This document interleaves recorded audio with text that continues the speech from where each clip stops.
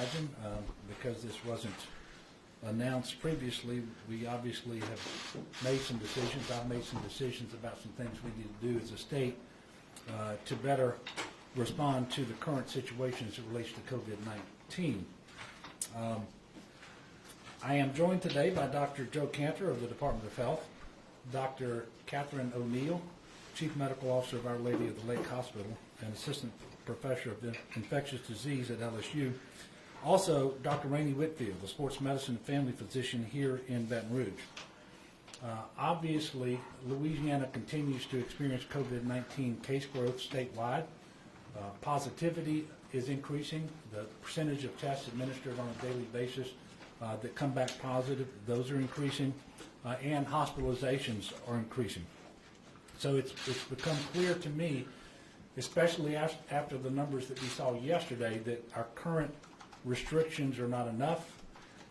The appeal that we've been making to the people of Louisiana to do better abiding by those restrictions and doing better by complying with our mitigation measures just have not produced the results that we had hoped for and the results that we need.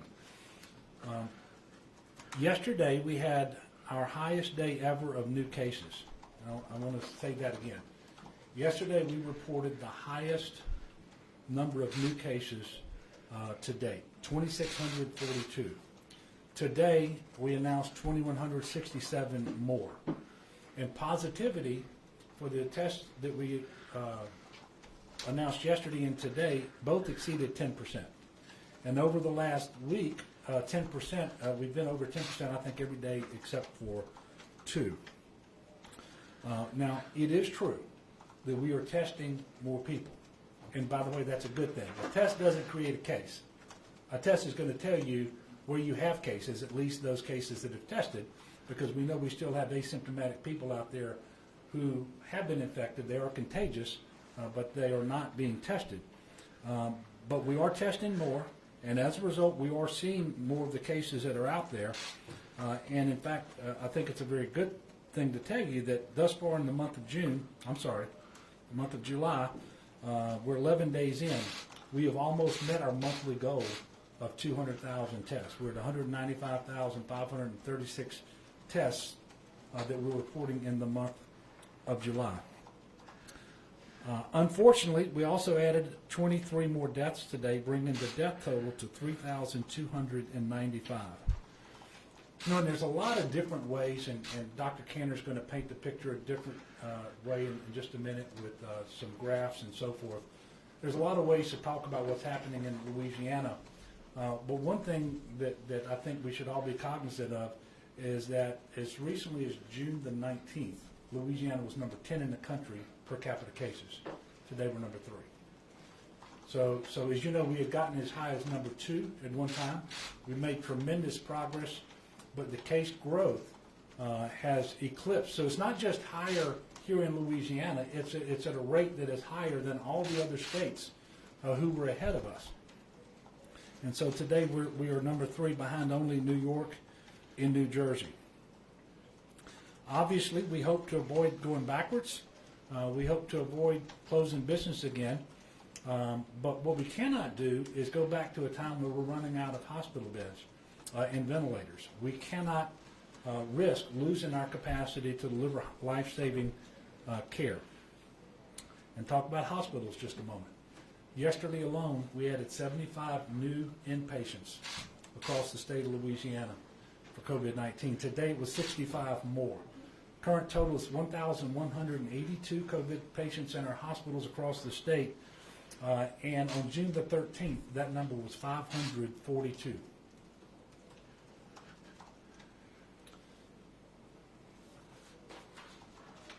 So we took a hard look at the current order and how it could be modified to address some of our biggest concerns. Again, this is not an issue that's unique to Louisiana.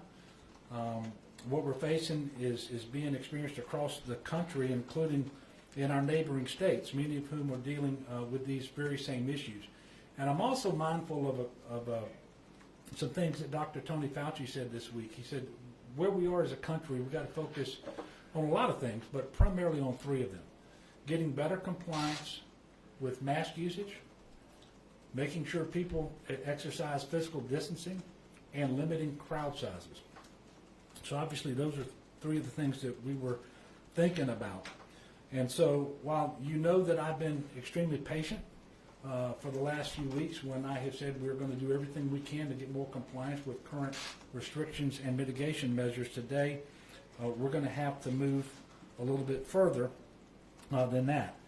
And we are trying very, very hard not to revert to phase 1 or to phase 2 because we're trying to balance the public health imperatives with the economy on the one hand, with the ability to open schools next month, and a whole lot of other things that are going on.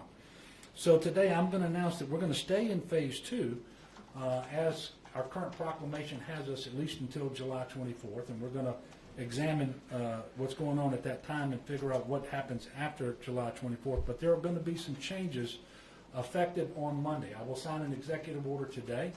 The changes that I'm going to talk about will be effective on Monday, and by Monday I mean Monday morning, one minute after midnight on Sunday night.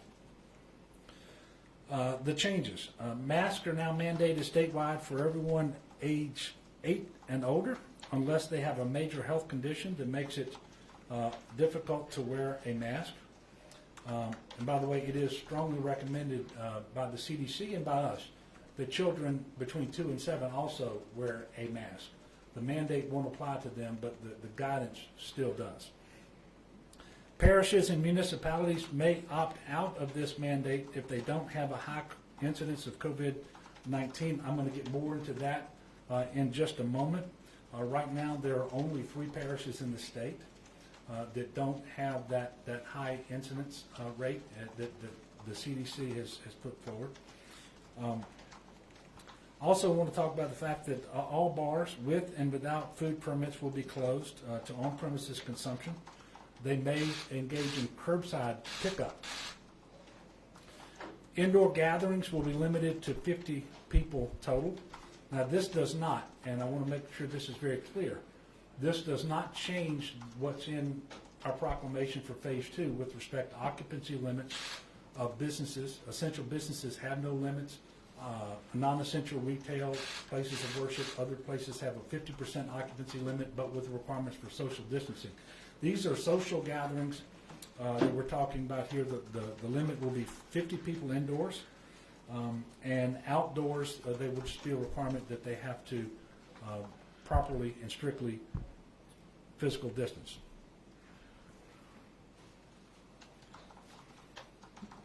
I do want to point out that what we have good reason to believe is a large contributor to the spread and growth of cases are informal backyard gatherings, if you will.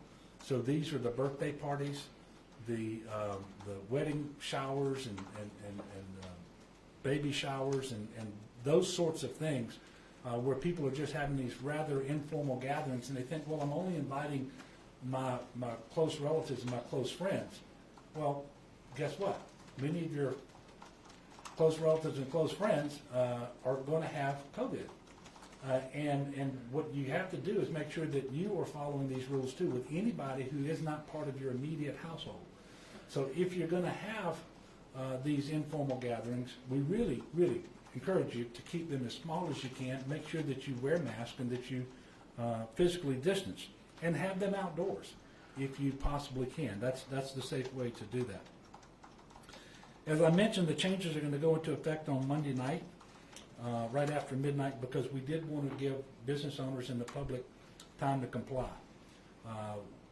These orders will stay in place at least until July the 24th, which is when the current proclamation is set to expire. We will continue to look at the data and decide later what happens after July 24th. I do want everybody to understand we have been extremely patient, but we're making these decisions today because of the data that we have and the recommendations of public health experts. We're also following White House guidance, which bases reopening gating criteria, including declining new cases and hospitalizations and positivity. And right now we don't have any of those. In addition, the White House, including Vice President Prince, who leads the White House Coronavirus Task Force, and by the way, we look forward to hosting him at Baton Rouge here on Tuesday. But they've encouraged the public to follow state and local orders regarding face masks and encouraged that government consider face mask mandates where cases and positivity are increasing. And certainly that is the case here in Louisiana.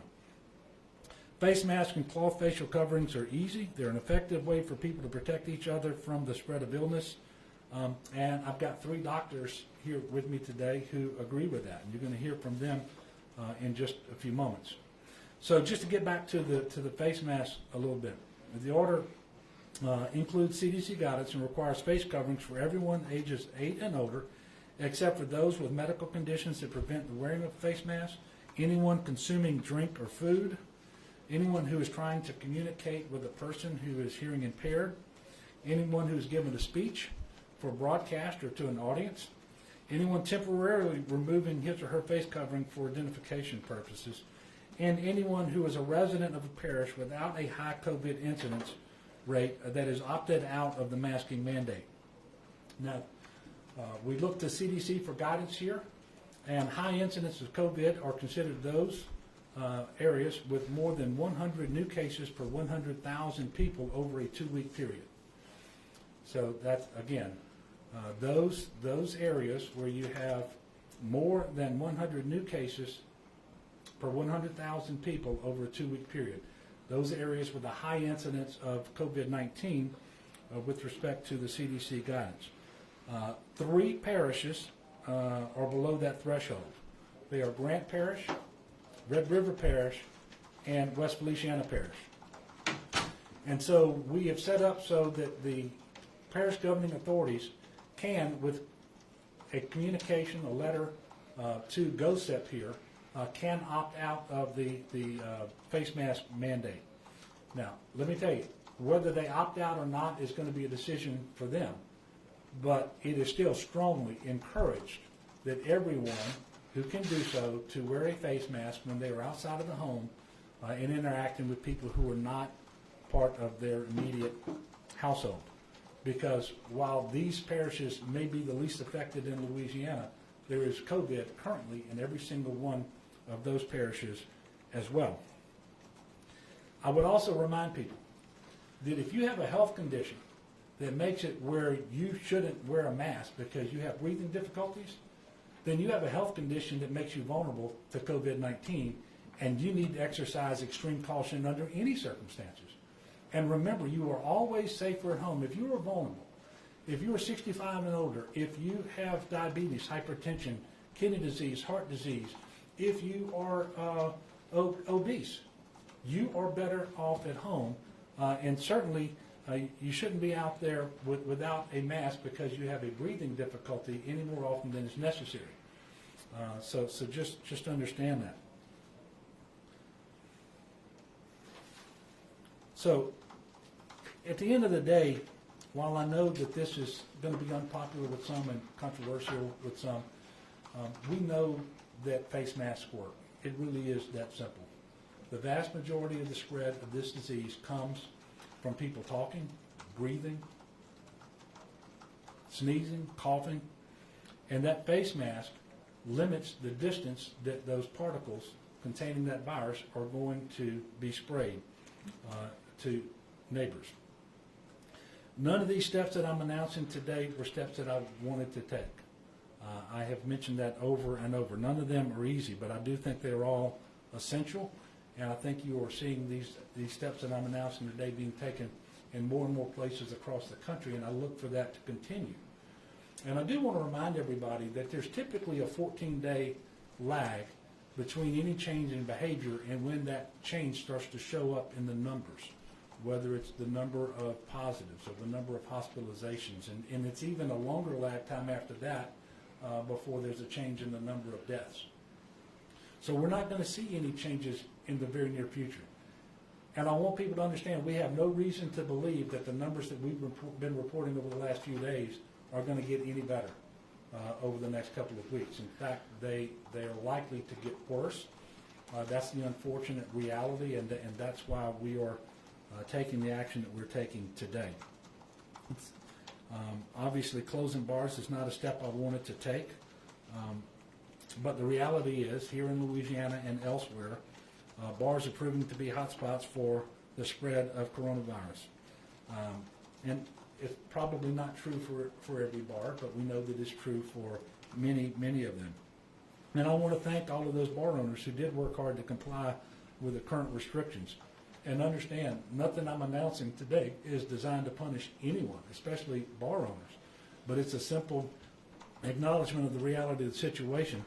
You know, through our limited contact tracing results that we've gotten, we've identified at least 36 outbreaks impacting at least 405 people from bars since the start of the outbreak. And we know that that number in reality is much higher than that. And if you remember, during phase 0 and phase 1, bars were closed. So all this has happened in phase 2. And we also know that leading the spread over the recent weeks has been a younger age group, those who are much more likely to frequent bars. And by the way, they continue to be a big driver of cases, and I think Dr. Cantor is going to tell you more about this in just a moment, but it's pretty clear that younger people are spreading. We thought we were fearful that they were. We're very confident now younger people are spreading COVID-19 to older people who are getting this disease again in growing numbers. So public health officials believe going to bars is a higher public risk than visiting other types of businesses, simply because you go to a bar to socialize. And when you drink, you're not wearing a mask. And when you drink, you lose your inhibitions. And when you're listening to music, you have to speak louder to be heard. And you have to move closer to other people to hear them. And there's just nothing about that environment that is conducive to slowing the spread of COVID-19. And that's the unfortunate reality of the situation. Before I turn this over to our doctors, I'm going to just say this one more time. I know that some of what I'm announcing today is going to be challenging for some, unpopular with others. It is the necessary thing to do. It is the right thing to do under the circumstances. That's why we're going to do it. And we cannot let this illness win. And if you, like me, are interested in keeping as much of our economy open as possible, if you don't want to have to regress and go back to phase 1 or phase 0 in order to preserve capacity at our hospitals, if you want to open school next month and higher education next month, these really, in the grand scheme of things, are minor prices to pay, especially those people who don't like the inconvenience of putting on a face covering. Now, I don't like it, but at the end of the day, I know it's the right thing to do. Should not be a political issue either. And for some reason in this country and in the state of Louisiana, there's been a political dynamic that has kind of emerged around the whole issue of masks. That just doesn't make any sense to me. And I think people, if you will pay attention even to the national scene, you have started to see, and you're going to continue to see, people of both parties who are going to be stressing the absolute importance of wearing a mask. So I'm going to turn this over to Dr. Joe Cantor for the Department of Health. He's going to highlight some data and some trends that kind of get into a little more granular detail than what I've talked about thus far. He'll be followed by Dr. Katie O'Neill, and then Dr. Whitfield will come up, we'll talk about some things that they're seeing in their practices, and then I'm going to come back and answer a few questions at the conclusion of our three doctors. Dr. Cantor? Thank you.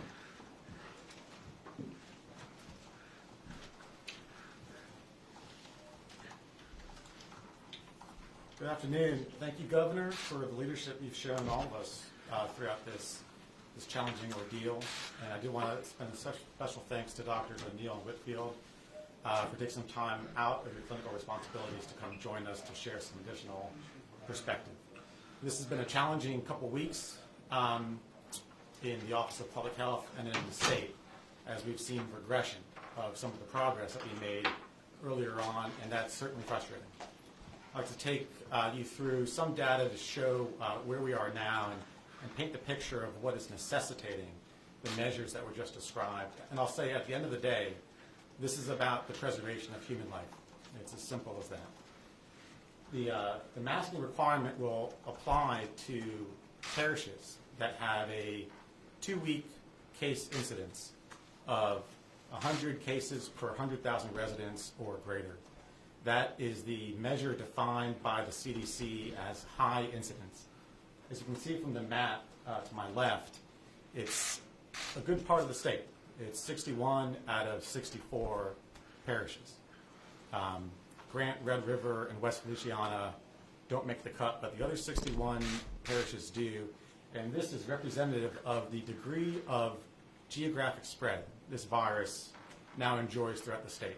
It literally touches every corner of the state. And this map will be revised every 2 weeks with new data, and we will make that data publicly available on the Louisiana Department of Health dashboard online. But again, it is clear to us, and now clear to everyone else, that the level of COVID incidence is high in the overwhelming majority, 61 out of 64 parishes throughout the state of Louisiana. Of course, a lot has been discussed about what happens when you do more testing. Now, when you're battling a disease or anything else, you have to have visibility. You have to know what you're fighting and where it is, and that's what testing does. And certainly when you do more tests, you'll find more positives. When we look at where the pandemic is, we take in a number of measures.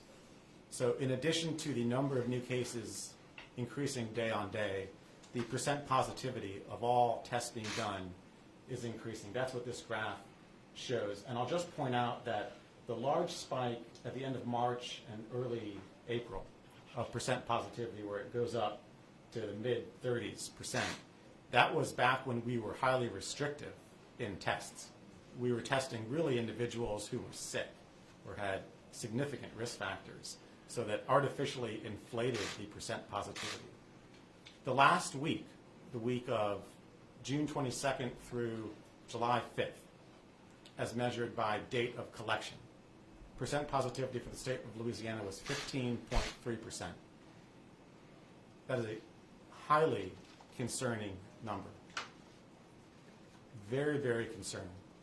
A lot of those people that test positive are asymptomatic. They have no symptoms at all.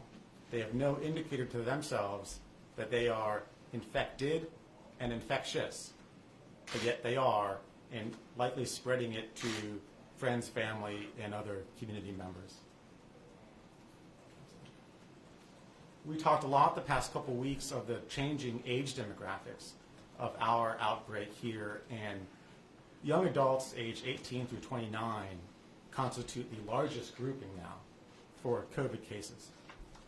You can see the light gray line go up quite dramatically. Over the past week or two, we are seeing what we feared that we would see, which is further spread from younger adults to older individuals. And this is highly concerning. COVID has a real tendency to spread, and we had talked about this a couple weeks ago. We had no expectation that the virus would stay within the 18 through 29 age bracket. We had concern for individuals, family members, their parents, their grandparents, a grocery clerk, a bus driver, anyone who they come in contact with, who might be, on average, more vulnerable. And that's what the most recent data is showing us. It's showing us that the virus is now spreading from those younger adults into older individuals. Now, as the governor mentioned, we still firmly believe in phase 2 that if you have vulnerabilities, if you are increasing in age, if you have serious underlying medical conditions, the risk to you, to your personal health, is greater. And you need to think twice about the risk that you take on. You know, I counsel my patients and my friends and family who are old or have medical vulnerabilities not to go out if at all possible, to have someone else make groceries for them and so forth. The older individuals that the virus is reaching now need to be very careful about the risk that they take on, and I'd like families to help support them. Again, just because we're in phase 2, if one is able to stay inside, able to distance, that's always going to be the safer thing to do. The other thing to mention is, and the governor mentioned this as well, we have leading measures and we have lagging measures. And cases are on the leading side of that. Fatalities are a lagging measure. And we know on average in Louisiana, for individuals who will eventually die from COVID-19, on average, they became symptomatic 16 days prior to that fatality. The fear that we have now is, as the virus is spreading again to older and more vulnerable individuals, we will continue to see increasing hospitalizations, and in time, we will see, unfortunately, increasing deaths. We have to turn this around. We've already doubled the number of patients hospitalized with COVID from the middle of June. We have to turn this around. This graph represents the number of new cases day on day. The blue line is a 7-day rolling average. I'd like to point out that at this point in time, we have more cases coming in every day than we did when we were at the peak of the first part of this. And a lot has been said about the differences in our two peaks. And the first time around, it was focused mostly in the greater New Orleans area. This graph takes out New Orleans. This is a representation of every region in the state minus the greater New Orleans region. And I'd like to point out that this is a Louisiana outbreak. It is not a New Orleans problem. It is no longer a New Orleans issue. It is a Louisiana problem, and the shape of this looks frighteningly similar to other states, Texas, Arizona, Florida. We're not as far along as they are, thankfully, but we will if we don't turn it around, and we have to turn it around. Now, the good news is we've already beaten this once.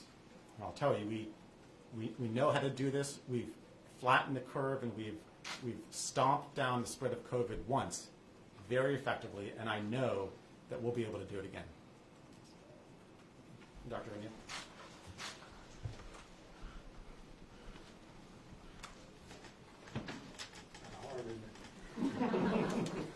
Thank you, Dr. Cantor. The governor asked me to give you an update on how we were doing in the hospitals. We knew that when we went to phase 2 that we would see a little bit more community spread, and that community spread would result in a few more admissions to the hospital. And we were prepared for that because we had been through this before. What we weren't prepared for was the steep escalation in hospitalizations that started about 10 days ago. We have quadrupled the number of patients in our own hospital, and we've seen similar numbers throughout the state. This massive increase in admissions was not expected. What we expected was to see a slow community spread because people were still socially distancing and masking, but that wasn't occurring. And now we are overwhelmed. We have too many people in the hospital. Our hospitals are full. When our hospitals get full, just like we talked about before, it is incredibly hard to provide care for everybody. I want to give you a glimpse of the people that we're seeing in the hospital today. Of our patients with COVID-19, a third of them are in the ICU. Our youngest patient is 25, and he had no medical conditions when he entered the hospital. As you see those age ranges increase in the number of community cases, we see those same admissions increase in that age group, and that's what we're seeing today. We have patients in their 20s, we have patients in their 30s, and in their 40s, and in their 50s in the ICU, and they're struggling for their life. Those patients require a tremendous amount of care.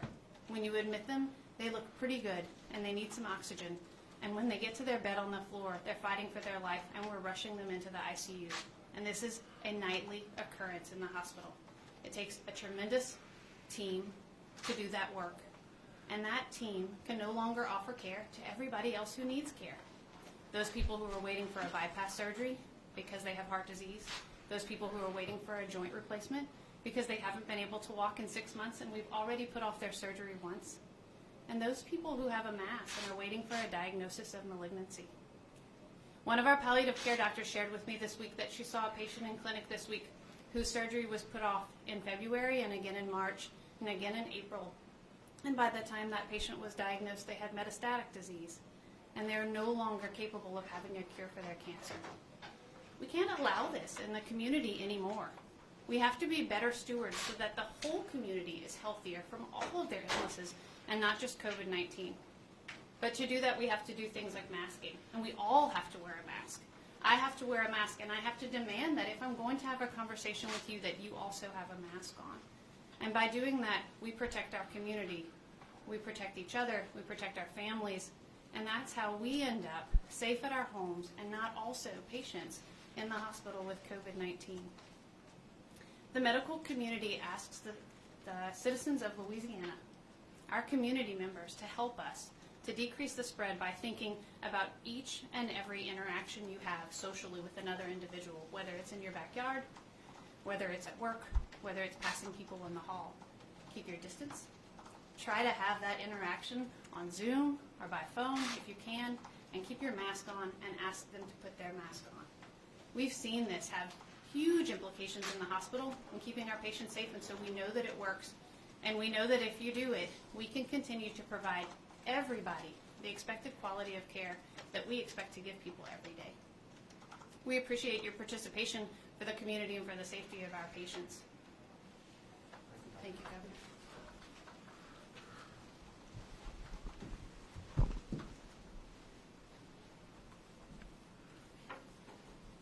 Good afternoon, everyone. First, I'd like to thank Governor Edwards for not only his leadership, but for allowing me to participate in today's event, and my colleagues for all the things that they're doing to save lives in the state of Louisiana. I've been practicing, guys, for over 20 years, and never in my wildest dreams did I think that we would be here in this situation where individuals are losing their life to something that actually is quite scary because we don't really know a lot about this virus. We're learning more and more each day, but we still don't know enough about the virus. And to be very transparent, no one that I know personally who trained in family medicine trained to practice medicine during the pandemic. Our outpatient volume, and that's what I'm here today to speak to you guys about, is the outpatient situation as it relates to the inpatient scenarios. But our outpatient volume has not decreased or declined at all. We've been quite busy. And thank goodness for telehealth or telemedicine, where I'm able to see patients virtually or over the phone. And sometimes they'll come to the office now if they have to be seen physically in touch. So we're very thankful for the technology that we have to take care of our patients. But the community spread of COVID, guys, is wide. And we're seeing that some folks got a little complacent and thought that things were okay. I discussed with the governor earlier today that when phase 2 opened, I could look out my window as I'm doing telemedicine and see that the car volume increased significantly within several days of him opening up the state. So I'm not sure if everybody fully understood what that meant. But there are increasing numbers, as we know, across the country, but particularly in the state that I love, and I'm a native of Louisiana, born in Baton Rouge. These patients that I see as outpatients, when they get sick, and I'm seeing a sicker patient, and I'm seeing more patients that are sick or dealing with COVID-19 or trickling into the hospital, and as Dr. O'Neill said, that is affecting the beds that we have in the hospital. And we're truly concerned about overwhelming the healthcare system as it exists today. I've seen COVID in all demographics: black, white, Hispanic, young, old, men, women, and children. The symptoms of the virus have evolved from 3 symptoms initially: fever, cough, shortness of breath, and now the CDC says we have 9. There's an article that came out yesterday or a couple of days ago that talks about new symptoms in the millennials or young people where they're having severe migraine headaches, abdominal symptoms, nausea, vomiting, diarrhea. And we're also seeing an increase in exacerbation in the mental health problems in the community, a lot of the anxiety and depression. And that's something that really hits home for me, because many of these folks, they don't have the luxury of working from home, living paycheck to paycheck, don't have paid time off. Our essential workers that have to go to work, that are dealing with anxiety and depression, I can't give them time off. They have to go to work, and they're keeping our stores and the limited things that we have open alive and well. I can assure you, however, that our healthcare system, the healthcare providers, the individuals that I work with closely, I've talked to more people in the healthcare system. We kind of go, we refer, we don't know these guys, but I've been talking to my colleagues a little bit more because of the pandemic. We chose this profession and we're here to help, but we cannot be successful in Louisiana without you guys playing your part. We've got to social distance. We've got to wash our hands. But more importantly, we've got to mask. There are studies now showing that masking works. Me without my mask on, these respiratory droplets can go maybe up to 12 feet. And so if you're having a mask on, it not only protects you, but it protects the people that are around you. So we got the mask. The governor said earlier he really didn't want to do this, but we're in a position now that we are losing lives to something that actually can be prevented. So guys, I hope that you're taking this message as seriously as we all are. I'm prayerful that all of us will hear what's going on, and thank you so much again, Governor, for all that you're doing. Thank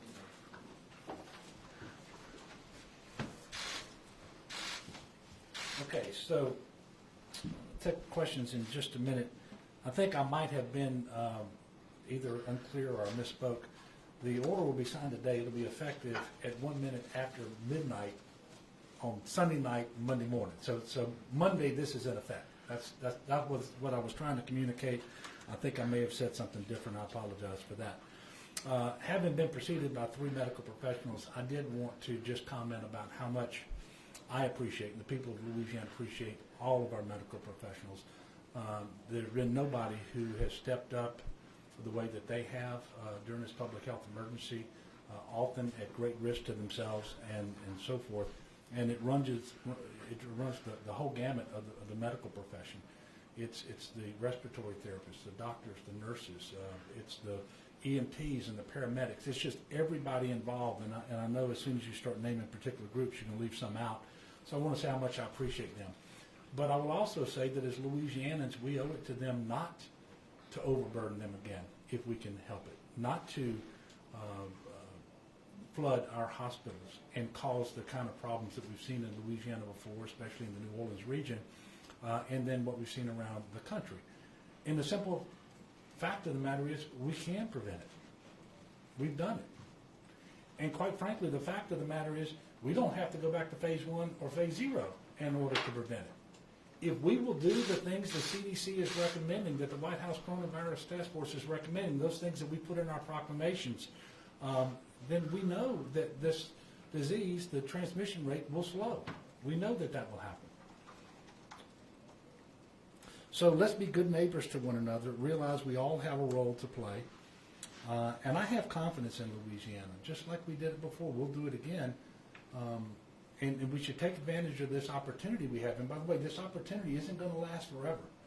If we want to bend the curve again and get this back under control without having to go back to phase 1 or to phase 0, now is our time.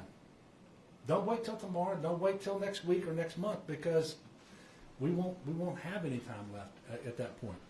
So I would encourage people to continue to pray for all of us and for our medical professionals especially. Join your prayers to mine that we will get through this as best we possibly can and as soon as we possibly can. But nobody should think it's going to be real soon.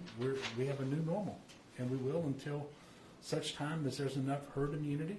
And that's going to likely not happen until there's a vaccine out there that combined with those individuals who have the antibodies because they actually had COVID reaches that level that's necessary in order to cause this to dissipate and to get under control. And that's not going to be anytime really soon. So I would encourage everybody to be patient. With that, I will take your questions. I'm going to take some water too. Sam. Governor, can you talk more about the mask mandate? Is it just if you're inside an establishment? Is it effective outdoors? No, it's effective outdoors too. How do you enforce that? What are the penalties associated with that? Thank you for the question. So it's indoors and outdoors when you cannot be physically distant from others. And I will tell you, when you're going to go into an office building or into a retail establishment or a restaurant, those sorts of things, unless you meet one of those exceptions, that mask needs to be on. When you are outside and in close proximity to others, so let's just say you're at a park, but for some reason you're not 6 feet away from others, which, by the way, you should be. You shouldn't really go to a park if you can't be 6 feet away from others who are not from your immediate household. You're going to need to have your mask on. And this mandate applies to all of those locations. And there are those exemptions for individuals, and there's those exemptions that are possible for those 3 parishes for now, if they choose to opt out. Again, even if they opt out, the CDC guidance doesn't change, and I'm encouraging everybody to wear mask or face covering if they possibly can. With respect to enforcement, we are going to require businesses to tell people they have to have a mask on. Now, the businesses and organizations, they're going to be allowed to accept a representation from someone that they meet one of those categories of exemption. But you know, other than placing law enforcement officers at every business or at every office building and so forth, there's just no other way to do it. And we're not going to be out there with a goal to write citations. We really want people, obviously, to comply with the mandate. We want businesses to make a real effort to put signs up, encourage people to put the mask on if you want to be there. And then if someone doesn't meet one of the exemptions and refuses to wear a mask, they should be asked to leave. And at that point in time, if they don't leave, they're trespassing. And so that's how we look to enforce this. I will tell you that the mandate, in short, it does apply to churches, but we are not going to be enforcing it in churches. We're not going to be citing pastors. We're not going to be doing those things. But I am encouraging them to understand that particular setting, because you have people there often for an hour or longer, it really is important that they wear that mask. If you were to cite a business, what would the penalty be if you handed out a ticket to that business? Is a fine? If so, how much? Yeah, but understand that wouldn't. I'll get that answer to you. That's not going to be a first resort. When we go to a business, we remind them what the requirements are, make sure that they understand, because sometimes people have a genuine misunderstanding of what the requirements are and so forth. The first efforts are always going to be to secure compliance, not on enforcement via a fine and so forth. But I will get back with you on that. Understand that the individuals, if they won't leave, it's just a simple trespass at that point in time. Yes, sir. Going off of that, I have another question, but would the citations be for the business owners or the regular Business people? owners. And then I know some of the medical professionals, they mentioned elective surgeries. Obviously, you didn't pull back on those today. Kind of where are you on possibly, maybe going back to cutting off elective surgeries? Well, the Office of Public Health has not told me that that's something they're recommending now. I will tell you that you have some hospitals around the state who are at different places in terms of their staffing availability to deal with COVID-19, and I know that some of them are making decisions for themselves as to whether they're going to curtail certain types of non-emergency medical and surgical procedures in order to have that staff to deal with their COVID patients. And so it hasn't risen to the level of a statewide issue yet where where I've even been advised that we should consider doing that. But I do know, because time gets away from me, but the other morning I had a call with about 20 CEOs and medical directors of hospitals from around the state. And there were three major issues. One involves tests, and not the availability of test collection kits like we had before. That's available. It's the turnaround time at the commercial labs primarily. Second was remdesivir, making sure that the allocations of that were sufficient, because they're being allocated based upon what previous patient counts were, and some hospitals have seen large increases, but they weren't necessarily getting the remdesivir that they needed. And thirdly was around staffing. And so I know that there were some hospitals that have already decided to make some changes about how they operate in order to free up some folks. We haven't been asked to do that at the state level yet. Yes, sir. Hi, Governor. Yes. So as far as those medical exemptions from wearing a mask, firstly, if you can kind of elaborate on what those exemptions would be, and secondly, if somebody does fall under that, do they have to carry a doctor's note, or what's that undertaking? Well, first of all, if as I mentioned, that business owner, if that were you, and you walk into my business, I may ask you, say, sir, would you mind putting a mask on? You say, well, I do because I'm exempt from it because I have a medical condition or whatever. That business owner is allowed to accept your representation. So now, if you had something that would document that, I would think it would be in your interest to have it on your person. We're not going to require the business owner to ask you for that. And at that point in time, you're allowed to be in that store without a mask and so forth. as far as what those conditions are, I'm going to ask for one of my physicians to come up here and talk. I don't know whether Dr. Canner or Katie or whoever wants to come up and talk about which conditions it would be that would mean you don't have to wear a mask. Thanks for the question. And I mean, to be clear, it's a tiny minority, of the patient base out there. Some people have respiratory function that is so diminished that putting a mask on causes a little bit of anxiety, and really their window is so narrow that that's enough to put them over. Obviously, kids younger than 2 don't do well wearing masks, and then it's a case-by-case basis. But there's a larger point to be made here, and it's that, and I counsel patients on this too. If you have a condition that you think makes it untenable to wear a mask, it is also likely the case that you are at an increased vulnerability for COVID exacerbations in the first place. I mean, you are a vulnerable individual, and I don't want you putting yourself in a position to be at risk and to get sick. And that's the larger message to convey to people, is that if you really do have a condition that puts you, that you feel you're not able to wear a mask, you really need to look at your own risk profile, and is it worth doing the activities that you'd like to do. Yes, ma'am. Okay, so in terms of casinos, will they be limited considering they are only allowed to have 50 people in there?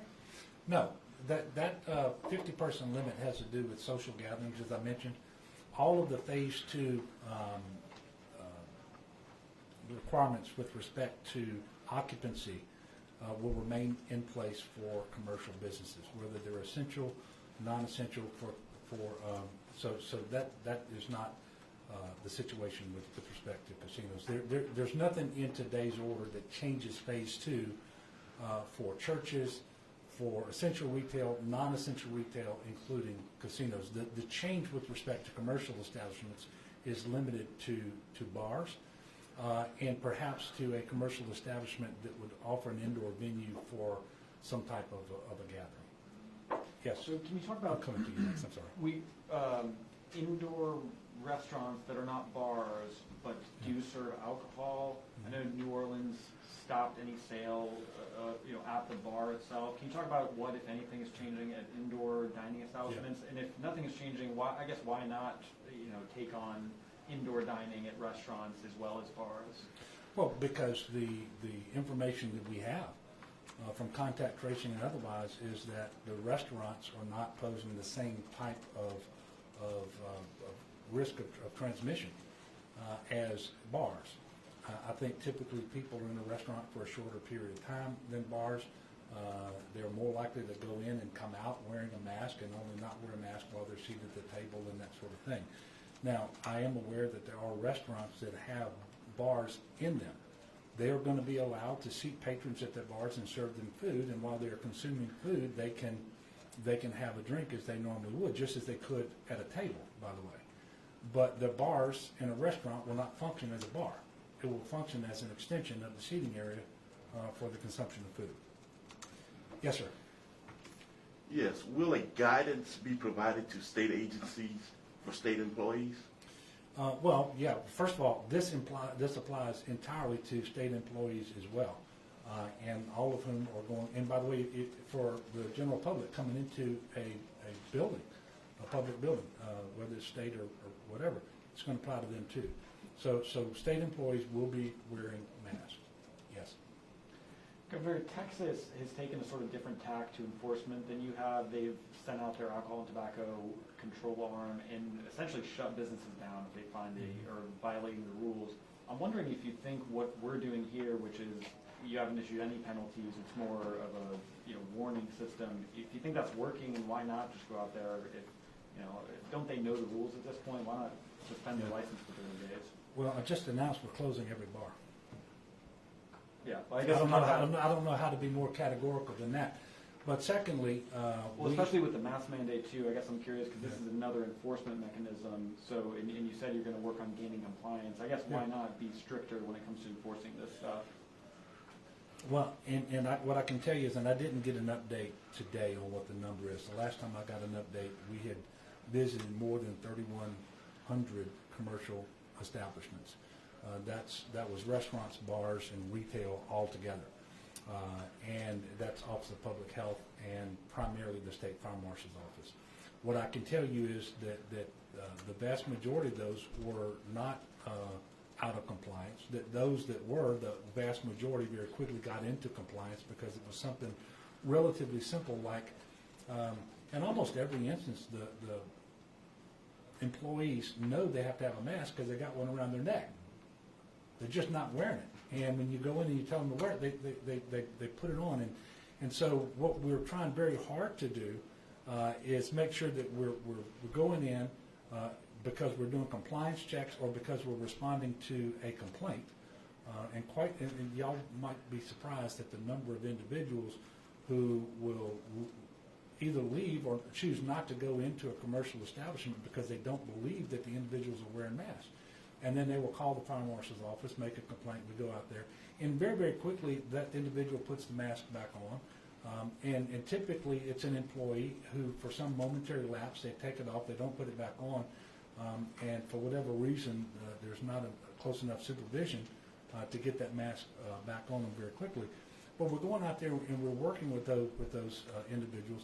Now, I have instructed our fire marshal's office that on repeat visits to the same establishments for the same problems, to start issuing citations. So I do believe you're going to see that going forward. But I'm going to repeat something here, and I hesitate to do it, but I'm going to do it anyway. I've said from the very beginning, a public health emergency of this nature, if the people of Louisiana are going to insist that we enforce our way through it, we're not going to be successful.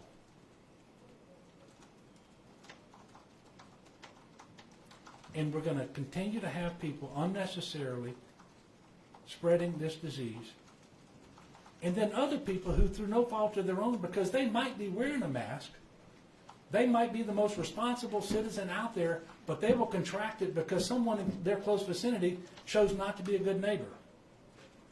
And then those individuals are going to go to the hospital and fill that bed and cause all the problems for our hospital systems and our medical providers, and not just to the COVID community, but to anybody who needs a medical service.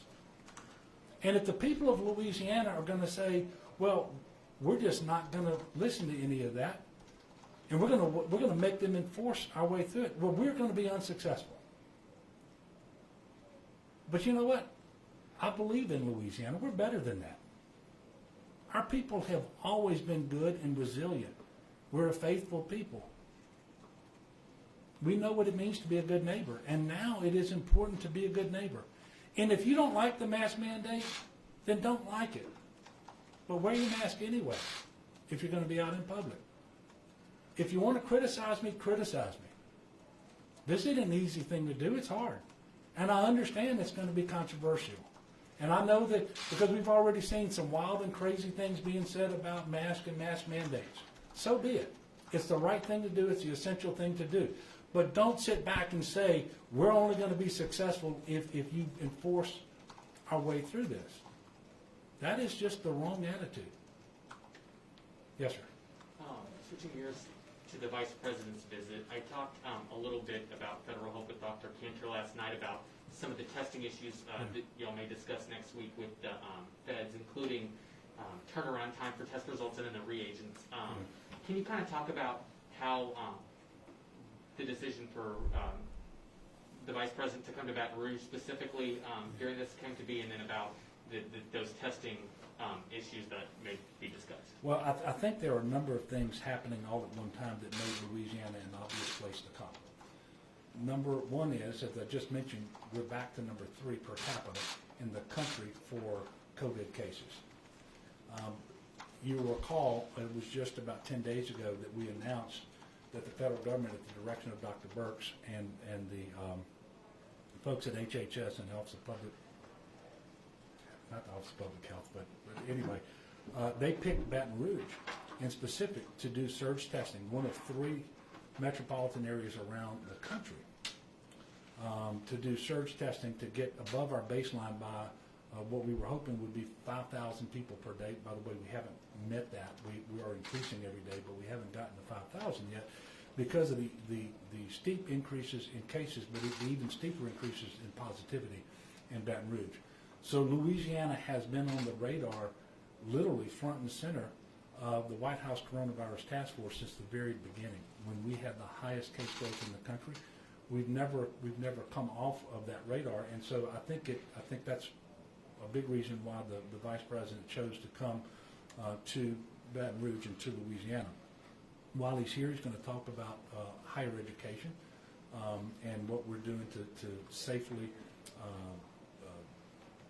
resume, hopefully, on-campus, in-person instruction on time, what that mix of education is going to be like between in-person and perhaps distance learning and those sorts of things. And I also think LSU is a tempting target for anybody because it's LSU, and we're the current national champions, and he gets an opportunity to come down and be on that fine university. And we're going to actually meet in a large space in the club room on the south end of the state. So for all of those reasons, I think he picked Louisiana. One more question. That's going to you get it. Governor, if you talk, Clay Schuck-Snyder sent a note to Republican members, sort of warning them of the dangers of signing this petition that some of the more conservative members are going forward. Have you talked to Clay Schuck-Snyder about this new mandate? And are you worried about this petition at all gaining speed because of this? Well, so I speak frequently with the Speaker and with the President of the Senate, and really lawmakers regardless of whether they're in leadership. I mean, I speak to them frequently. I did have an opportunity to talk to them specifically about the proclamation I'm going to be signing today. But what I try to make sure is that they're getting regular updates and they're seeing the same numbers that we're seeing, and they know the trajectory that we're on, and so that hopefully by the time we make a decision, it's something that they probably have already envisioned that we're likely to do.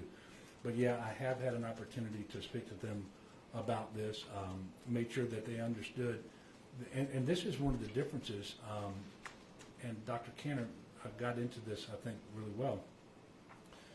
The first time we had a surge of coronavirus in the state, there were an awful lot of people who said, well, that's a problem for Orleans and Jefferson Parish. It's not a problem for us. That is obviously not true today. And in fact, New Orleans, that is not a driver of our current increase in cases. Now, that could turn around. It might be the case tomorrow. But this is literally statewide. The hottest area in the state for case transmission is in Lake Charles, Louisiana right now. The second hottest is in Lafayette. And so there's a big difference here, and I really think that some of the legislators who signed on to the petition, which by the way I think would be a tremendous mistake for us to be, I think, the only state in the nation without a public health emergency at a time when we're number 3 in the country in per capita cases. Our positivity is over 15%. We've got the highest case growth that we've had the entire public health emergency. Our hospitals are filling up again, and all the coordination that we need to do, all the resources we need to make available to our hospitals and to our parish governments and other political subdivisions, all the coordination we have to do with the federal government, not to mention making sure that we're able to take advantage of all the resources that they can only send to Louisiana if we have a declared public health emergency, and the ability to make sure that we can take advantage of the Stafford Act, which allows FEMA to pay for 75% of reimbursable expenses. All of that would be threatened by some sort of a silly partisan petition. I mean, look, they can do it if they want. That would be a tremendous mistake, and the people of Louisiana would pay an even higher price from this pandemic if that happens. And I'm going to encourage, as sincerely as I know how, any members who haven't yet signed it, not to sign it, and I'm going to remind those who have signed it that they can have their name taken off of it. But it would be a tremendous mistake. Look, thank you all for coming today to this press briefing. Obviously, these are not the kind of briefings or decisions that I look forward to. They are not easy, but they are essential. And our ability to communicate them to the people of Louisiana really You all play a huge role in that. And so for the people in this room today, I want to thank you for the work that you all are doing. And I'm going to wrap up with just some comments directed directly to the people of Louisiana. We've been here before. We can get back on top of this, and we can start driving cases down. And we can do that if we would just understand we all have a role to play. That role is simply being a good neighbor under these circumstances. And it's different to be a good neighbor than it was before, because being a good neighbor today means you don't go pay that personal visit, but you call somebody, you text them, you Zoom with them, whatever. But it also means that you wear your face mask. You physically distance when you're outside of your home and in proximity to people who are not part of your immediate household, that you wash your hands frequently, that you stay home when you're sick, and that you take care of those people who are especially most vulnerable. And if you're out and about, first of all, understand you're safer at home always. But if you're out and about, don't patronize a business that isn't operating safely. Because if you will do that, then we know that businesses will, in fact, operate safely. And then the last thing I would ask people to do is to make sure that they are praying for our state and our country. This is a very difficult time. And so I'd ask you to join your prayers to mine. You know, and I'm absolutely confident we're going to get through this. It won't be easy. It won't be quick, but we're going to get through this. But it'll be quicker, and it'll be easier if more people will comply with what we're asking them to do. Thank you all very much.